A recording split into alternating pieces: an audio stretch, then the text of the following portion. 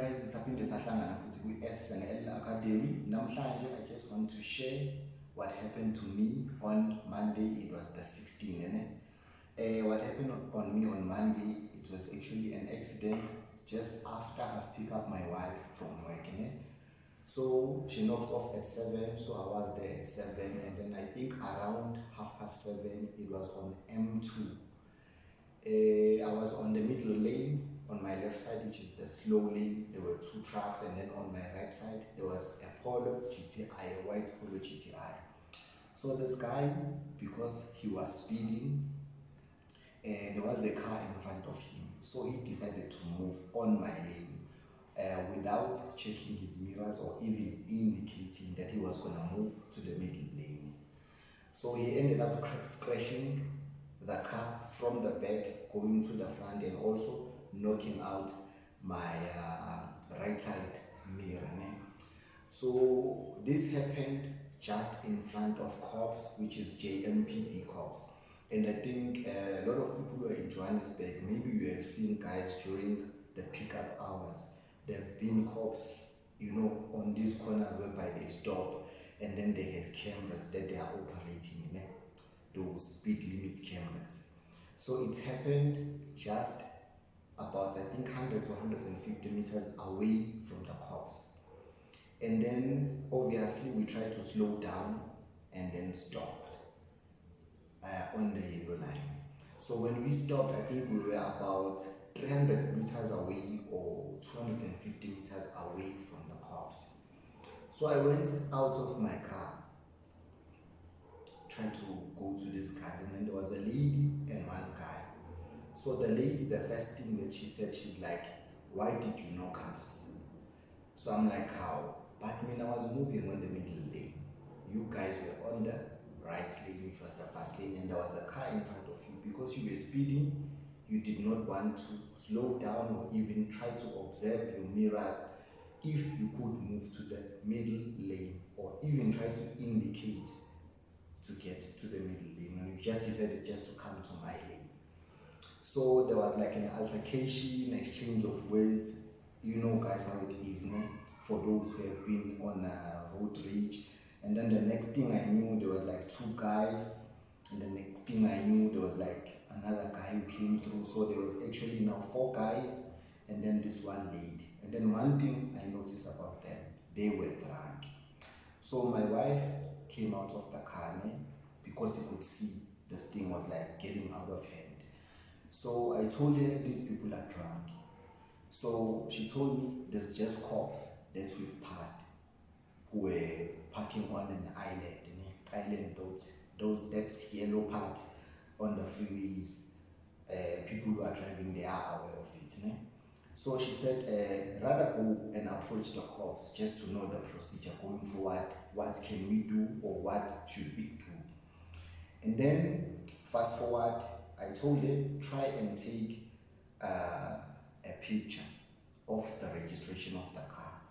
So while I told her that, these guys blocked her and stopped her.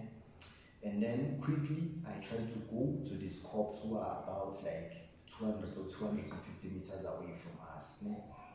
And then when I got to the cops, I asked them, guys, we just had an accident of which I believe you saw. These guys are drunk. So please tell me the procedure going forward.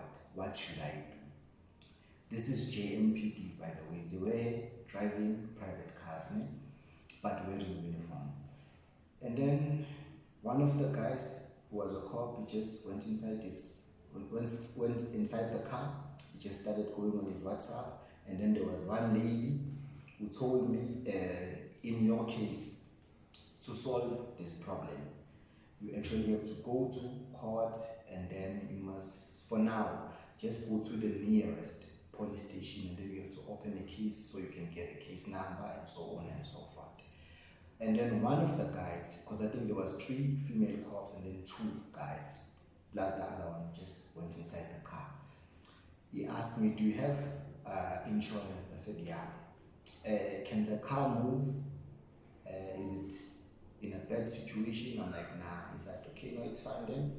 Sharp, you can bounce. So fast forward, I went back to where we were parking, To my surprise, these guys have left. They have actually ran away. So there's an off-ramp, I think it's Moy Street, and there's Joe Slovo, and then there's Hagelbeck. So we're actually going to take the third one, which is Hagelbeck. So these guys entered the second one, which is Joe Slovo, and they ran away. So when I got there, went inside the car with my wife, we drove to our nearest police station, and then they told us, based on where the accident happened, they don't deal with those cases. We have to move to town. So we went to GP. When we got to GP, the guy told us also the same thing. We don't deal with those cases. We have to go to John Foster. So now the guy in GP told us, after we've explained what happened, those JMPD cops, they were supposed to write a statement, you write a statement, and the other guy who's a driver of another car to write a statement. And you should have been taken to breathalyze, all of you. Because when you are saying this guy was drunk. And then we went to John Foster. In John Foster, shout out to officer who Mr. Ngobeni did a stellar job, explained everything to us. He was even rushing just to push the work faster so he could assist us. Shout out to him, Mr. Ngobeni. So he told us the same thing. This is what the JMPD cops have to do, or should have done. Because now the problem is I cannot prove those people were drunk the following day or any other day after.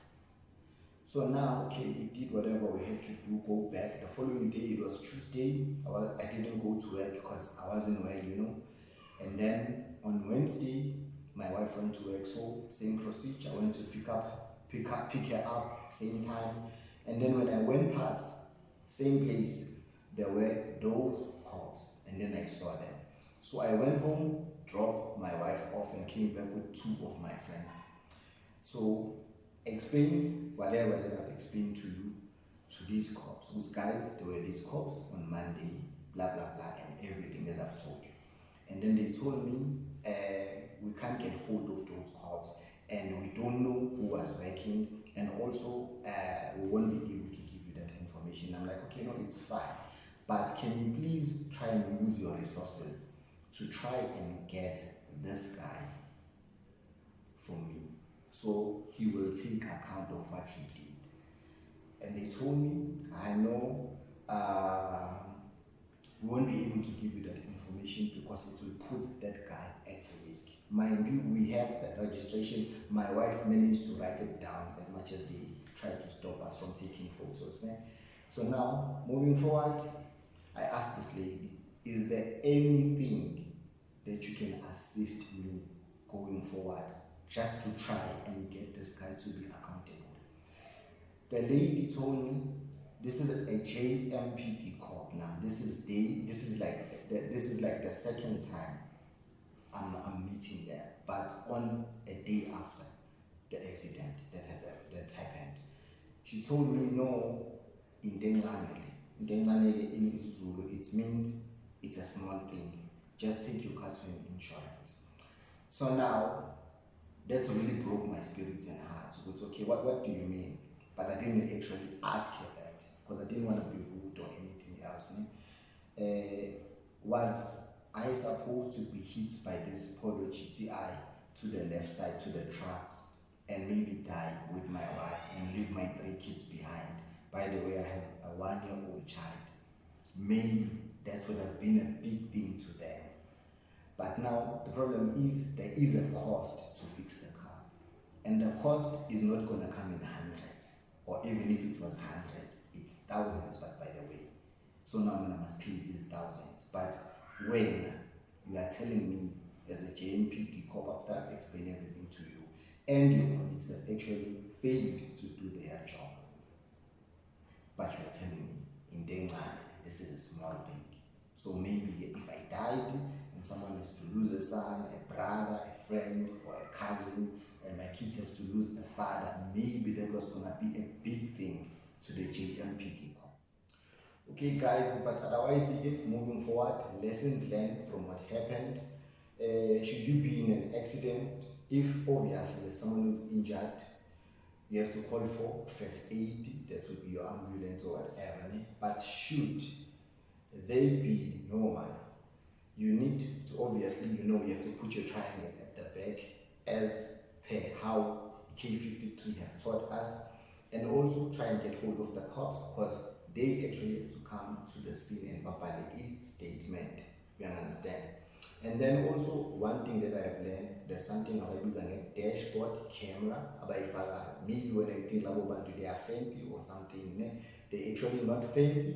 So you will need such things. So going forward, I'm just gonna get myself a dash camera, so it can also assist me in these cases when I try to relay my story, because everything will be videoized. So I will also have a video that I can show this is what actually happened on the scene. But otherwise, I lost respect for the JMPD, and I was very, very disappointed by what happened, because at the end of the day, if you go to hospital, you're expecting nurses and doctors to assist you, because this is what they specialize on, and also this is their job. I'm not trying to say that I'm perfect at my job. I'm not saying I'm trying to tell them what to do and how to do it, but when you send your kids to school, you expect the teacher to treat your child as their own child. You understand?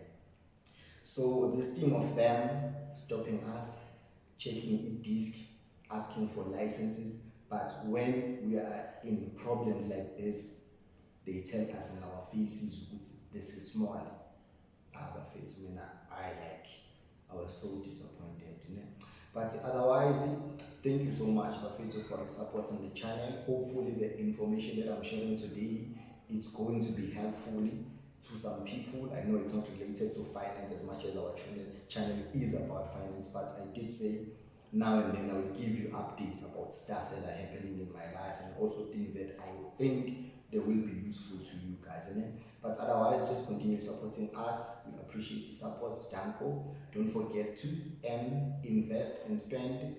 There's a reason why you have to spend your money after you invest. Danko.